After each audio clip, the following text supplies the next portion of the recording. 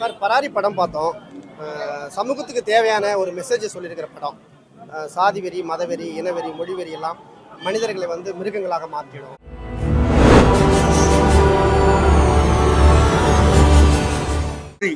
இது அனைத்தையும் கடந்த உன்னதமான ஒரு உணர்வு அன்பு.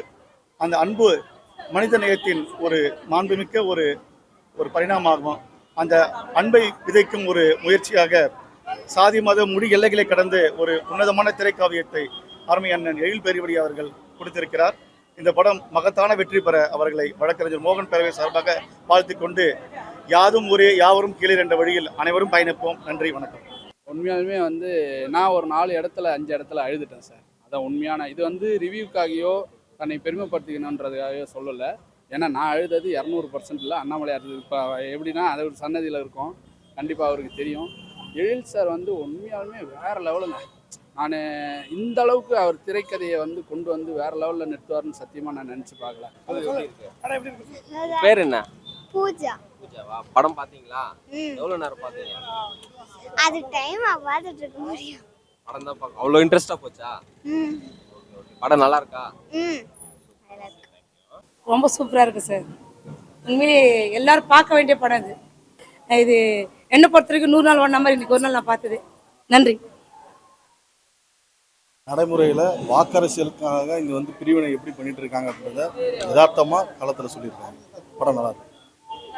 இந்த லாஸ்ட்டு ஃபைட் சீனிலே அடுத்த அனைத்து சமுதாயத்தையும் சரி, கர்நாடகா ஸ்டேட்டு, நீர், இந்த சாதி மதத்தை எல்லாத்தையும் சொல்லி எடுத்துக்காட்டக்கூடிய படமாக இருந்துச்சு. நல்லா இருக்கு. நல்லா இருக்கு கருத்தாக இருக்குது படம். இங்கே ஒன்றும் பண்ண முடியல. கர்நாடகா ஸ்டேட்டுக்கு எதுக்கு என்ன பண்ண போகிறாங்க? இங்கே எதுக்கு ஜாதி மதம்? வேறு லெவலில் இருக்குது கிளைமேக்ஸ்.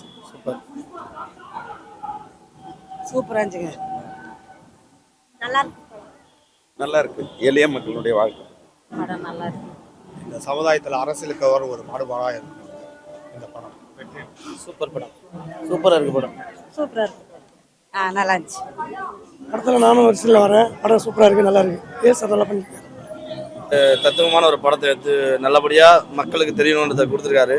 நிறைய இடத்துல இதுதான் விஷயமா நடந்துருக்கு. அந்த விஷயத்தை அந்த காதலும் சரி எல்லாமே சம்திங் எல்லாமே ஒரு ஈக்குவலாக கொண்டு போய் நல்லபடியாக முடிச்சிருக்காரு. இந்த படத்தில் நாங்களாம் நடிக்கணுன்றது நாங்களும் நடிச்சிருக்கோம். சில கேரக்டர் நாங்கள் ஒரு பெருமையாக இருக்குது. திருவண்ணாமலை மண்ணுக்கு இது ஒரு நல்ல பெருமை.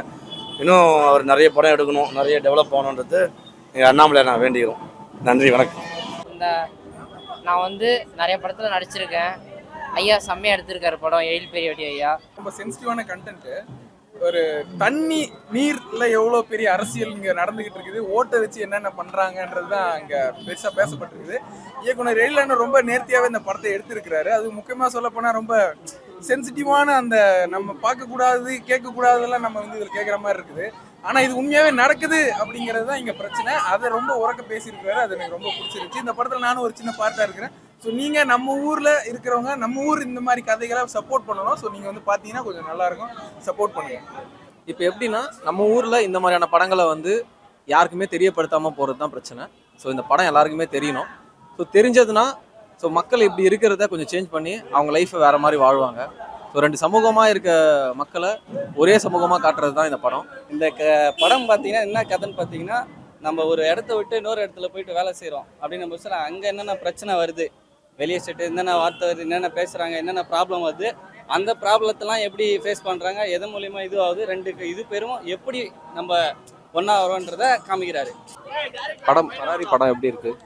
வேற லெவல் பண்ண. இது மாதிரி ஒரு படத்தை பார்த்ததே இல்ல. பத்தி யாருமே பேசக்கூடாது. அது மாதிரி இதுக்கு அப்புறம் பார்த்தாச்சு திருட்டோம் நான் எல்லாருமே. இந்த படத்தை பார்க்காதவங்க பாருங்க, செம்மையா இருக்கு. கிளைமாக்ஸ்லாம் வேற லெவல். அப்புறம் டிமாண்ட் பண்ணியே பேசவே கூடாது யாருமே. அது மாதிரி வேற லெவல்ல ரொம்ப அருமையா இருந்தது. அதாவது இன்னைக்கு இந்த சாதி தன்மையெல்லாம் அடிச்சு நொறுக்கக்கூடிய படமா இருக்கு இது. படம் இன்னைக்கு என்ன சொல்லுது அப்படின்னு சொன்னா, இன்னைக்கு இருக்கிற வர்க்க அரசியலை பேசுது.